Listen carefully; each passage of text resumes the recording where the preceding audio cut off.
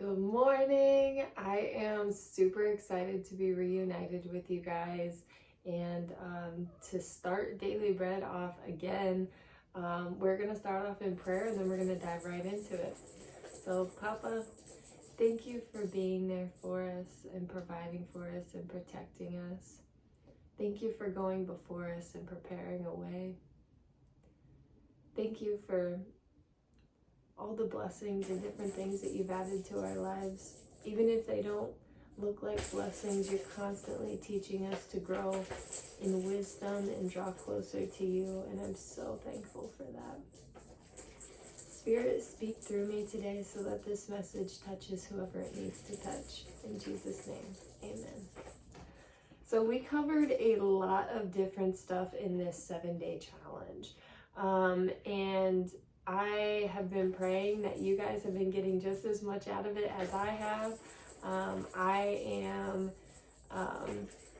super excited to go over a lot of this stuff, and I've been blessed just by the new knowledge that has been given in this challenge.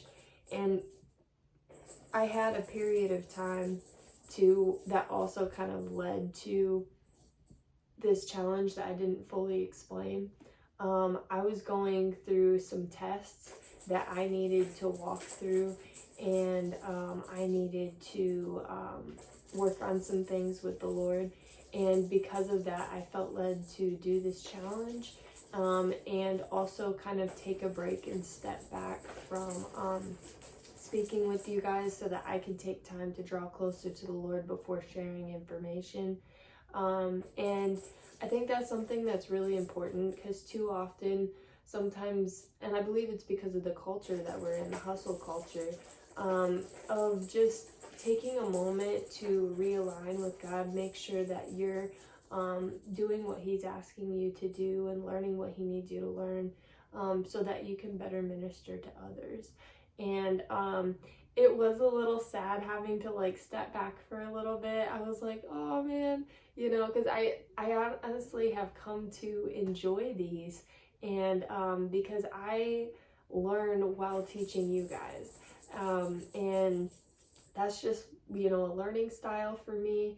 I like a physical, working things out, or at least teaching it to someone, because then it solidifies it and just stamps it in my heart, so that it's like, okay, now you know it, you're acting it out, and now you're speaking it and teaching it, and that just helps me to solidify it. And man, I really hope that some of you are brave enough to add any questions or anything that you experienced during this challenge down in the comments, because anything that you learned might be something that somebody else need to learn. And so, always pray about it, share what you need to share. Some things are meant for you and the Lord, but a lot of times some of the things that we're going through and trials and things are also for others to learn from as well. So we ended off in Isaiah, and I want to go back to Isaiah. We ended up in chapter 45, and there's so many. This whole thing, I honestly love how each chapter that we went through was pertaining to a certain situation that was going on, and the mindset that the people had to stay focused on the Lord. And even through some of the stumbles and questioning and different things that we saw, they were constantly redirected to just put their trust in the Lord.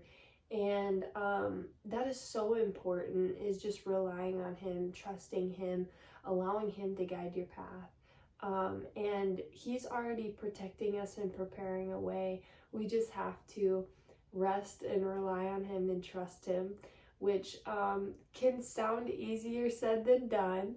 But really checking our heart, checking our mind, and seeing where our head's at, really, and kind of checking ourselves and being like, am I fully trusting the Lord in this, or am I still kind of trying to control the situation?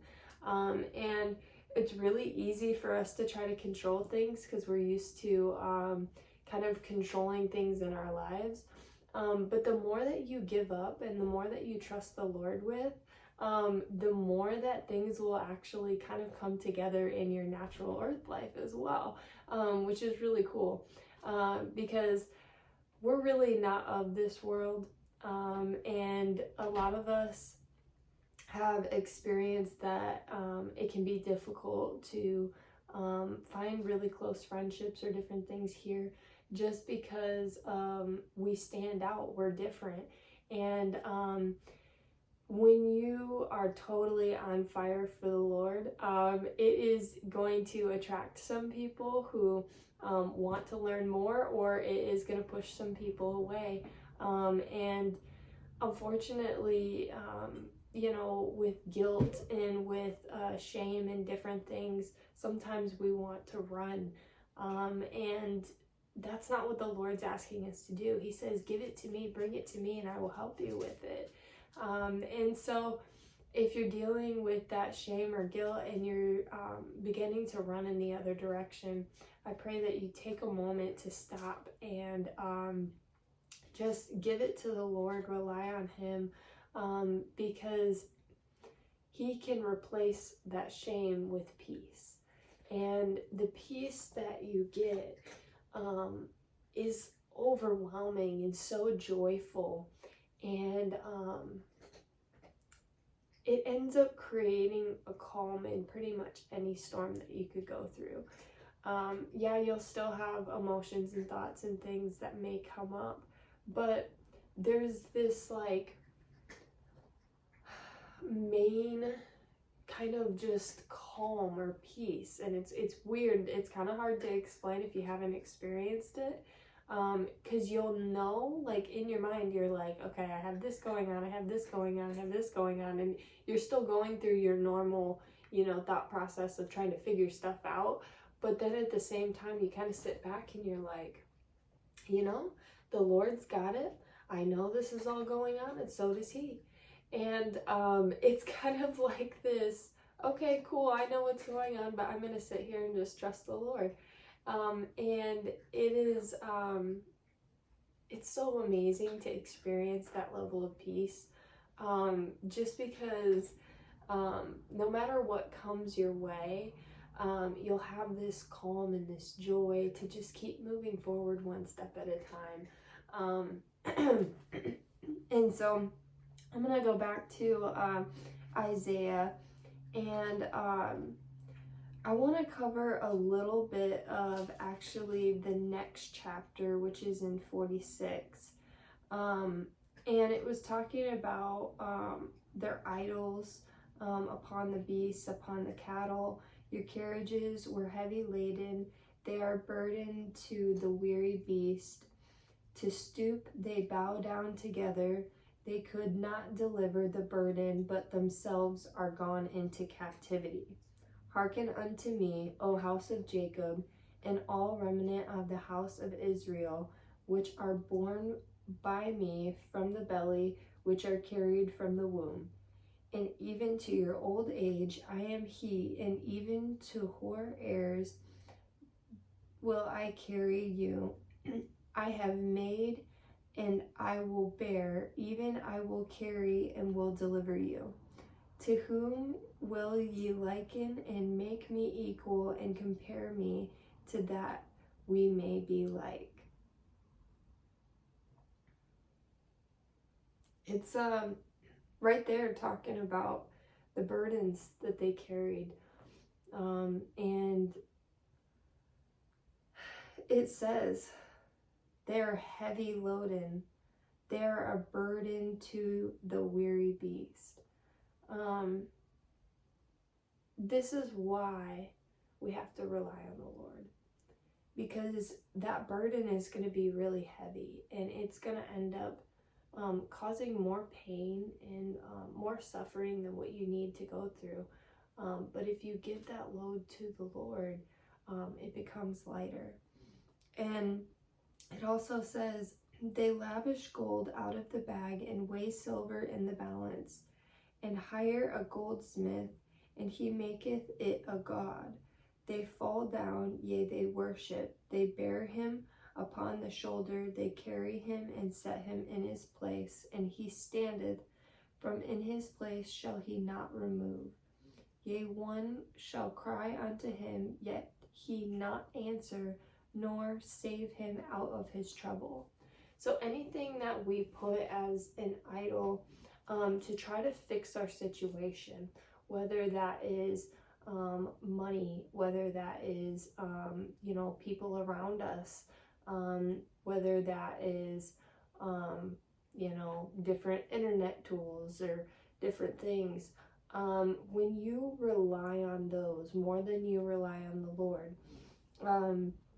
because we don't necessarily, there is some places where they still make different idols out of gold and silver and different things, but an idol can be anything in your life that you're relying on to help you fix a situation that God hasn't necessarily asked you to fix.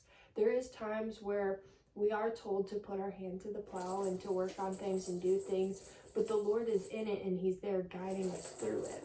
When we go out and we do things with these idols and things that we think can fix it above what God can do, then it says specifically that they are not removed from their place, so they're not omnipresent, and that will cry out but with have no answer and no peace from our troubles. So we don't want to rely on these things that ultimately aren't going to bring the peace and joy that we're looking for. It may bring a temporary calm, but to have everlasting peace and this calm that is just omnipresent all around us, surrounding us, you have to rely on God, because if we put these idols first,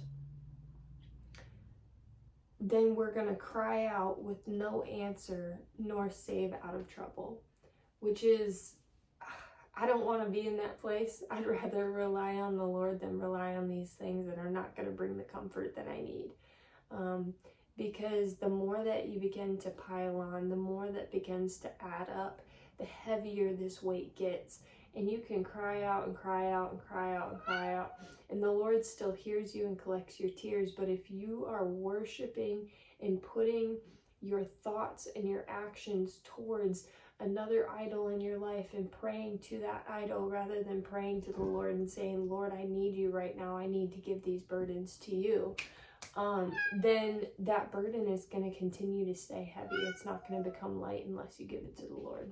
And so I highly encourage us today to check our minds, check our hearts, see where we're at, to make sure that our thoughts and our focus are on the Lord, because there's so many thoughts that come into our head in a day. It could be our thoughts, it could be Satan's thoughts, it could be the flesh is when I'm talking about us, we need to know the difference between what the Lord is telling us to do and what we want to do.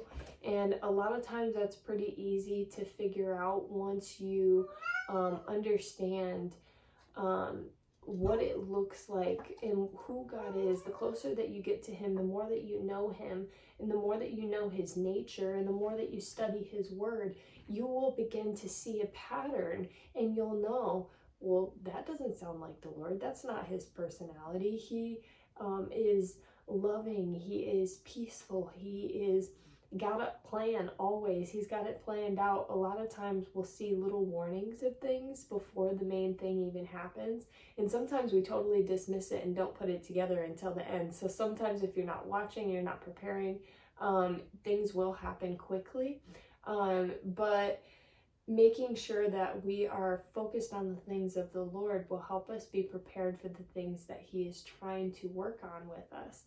And so I just really enjoyed going through all of this.